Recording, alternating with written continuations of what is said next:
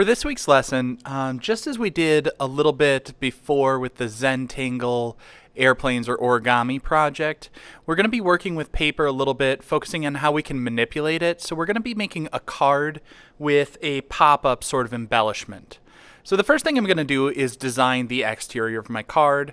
It is October, so I am going to make it sort of a little Halloween-y type theme. I've got a little ghost coming out of a house, and it's going to be saying, "Who is the world's greatest paranormal investigator?"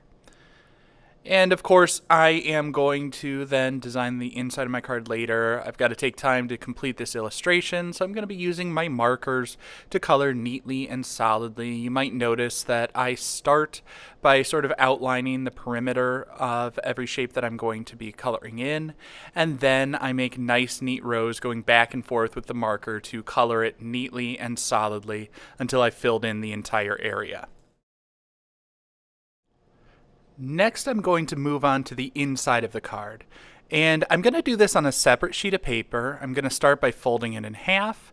And I am going to cut a slit in the paper right along the crease. I'm going to fold at about a 45-degree angle.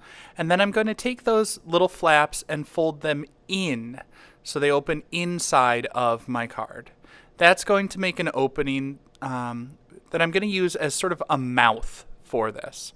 And I am going to draw a big skull inside, and I'm putting the mouth at that slit or that opening to the card so that when I open and close the card, it will look like the mouth is sort of opening and closing, so that it's like it's talking is the basic idea there. And I'm going to, of course, put the answer to the query posed on the cover of the card. Who is the world's greatest paranormal investigator? Sherlock Bones. And of course, you're going to glue one inside of the other so that you don't have a hole in the exterior of your card. When you open it up, you see the talking skeleton giving the punchline. That's it. It's just a big wind up to a dad joke.